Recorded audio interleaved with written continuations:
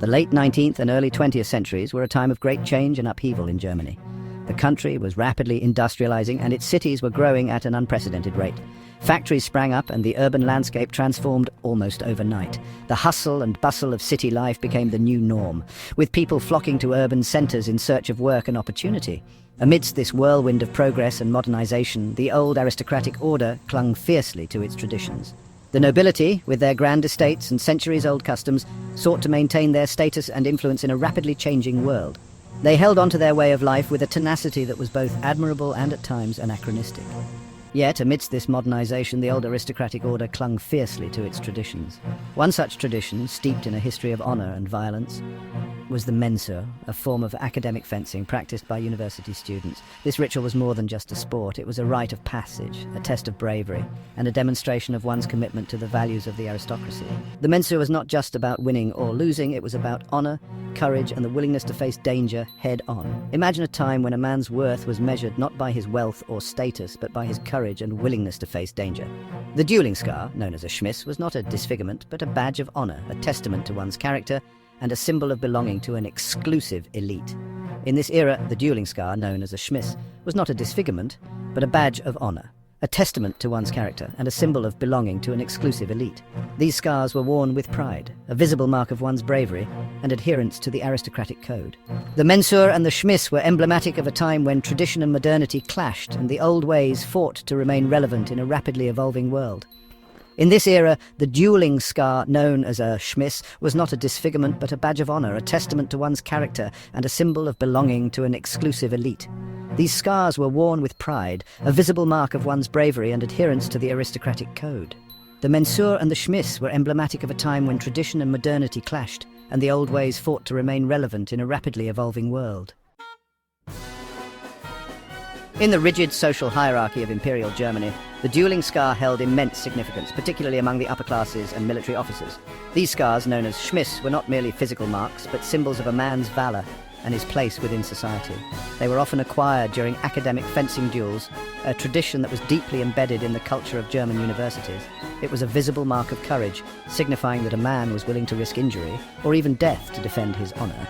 The duels were not fought out of personal animosity, but as a rite of passage, a way to prove one's mettle and readiness to face life's challenges head-on.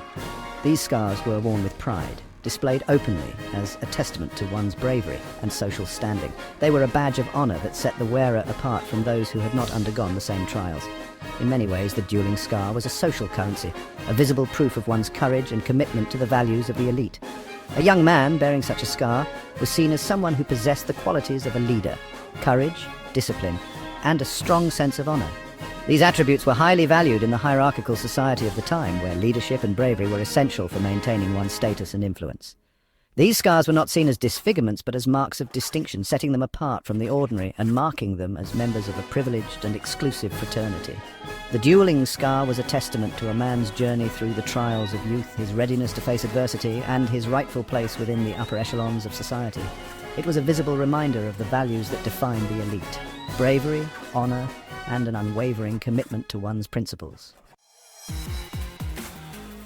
The Mensur was not a duel to the death, but a highly ritualized form of fencing with sharp blades.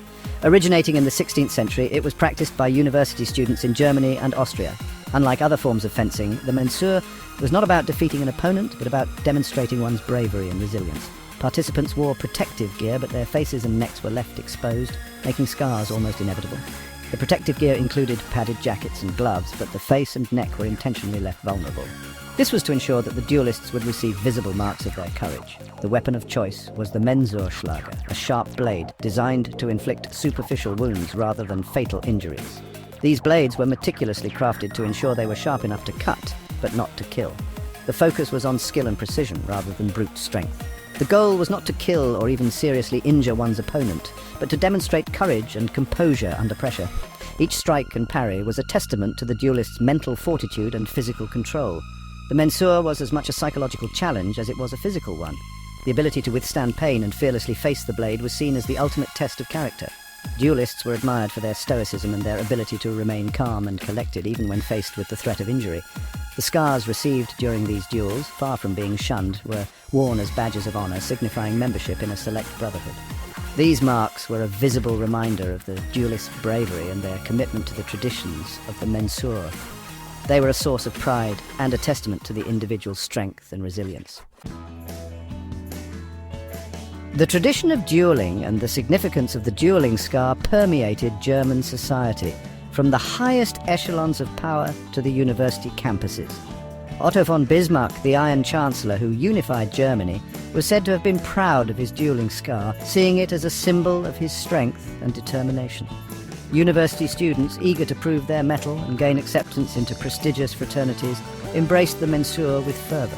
These duels were seen as a rite of passage, a way for young men to demonstrate their courage, hone their fencing skills and earn the respect of their peers. Section 5. The Great War, a turning point. The outbreak of World War I in 1914 marked a turning point in the perception of dueling scars in Germany. The horrors of the trenches, the unprecedented scale of death and destruction, and the use of new, more lethal weapons shifted societal attitudes towards violence and its glorification. The scars that had once been symbols of courage and honour now served as grim reminders of the brutality of war. The romanticised notion of the duel, with its codes of conduct and emphasis on personal bravery, seemed increasingly at odds with the grim realities of modern warfare. Section 6. The Nazi era, a shift in perspective.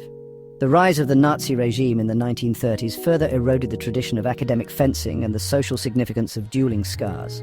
The Nazis, while initially tolerant of the practice, gradually suppressed it, seeing it as a potential threat to their control over youth organizations and their emphasis on military discipline. The regime's focus shifted from individual displays of courage to collective obedience and service to the state. The dueling scar, once a mark of elite status, became increasingly associated with a bygone era, out of step with the totalitarian ideology of the Third Reich. Section 7. The Legacy of Mensur, a faded tradition. Following World War II, the practice of Mensur and the significance of dueling scars continued to decline in Germany. The country, devastated by war and divided by the Cold War, underwent a profound cultural shift, embracing pacifism and rejecting the militaristic values of the past. While some traditional fraternities still practice Mensur today, it is a shadow of its former self, a niche activity largely confined to university campuses. The scars, once proudly displayed, are now often hidden beneath collars or makeup, relics of a bygone era. Section 8. Changing values from scars to suits. The decline of dueling and the changing perception of scars reflect broader societal shifts in values. In today's world, where success is often measured by professional achievements and material possessions, the qualities associated with the dueling scar, courage, honor, and physical bravery, hold less currency. The rise of individualism, the emphasis on education and professional success, and the growing awareness of the importance of mental health have all contributed to a decline in the glorification of violence and physical risk-taking. Section 9. A modern perspective. Reflecting on the past, looking back at the tradition of Mensur and the significance of dueling scars offers a fascinating glimpse into a bygone era, a time when honor was paramount and physical courage was prized above all else. While the practice itself may seem brutal and archaic to modern sensibilities, it serves as a reminder of the ever-evolving nature of societal values and the forces that shape our perceptions of masculinity, honor, and violence. The story of the dueling scar is a story of changing times, of the enduring human fascination with ritual and belonging, and of the complex interplay between tradition, violence, and social change.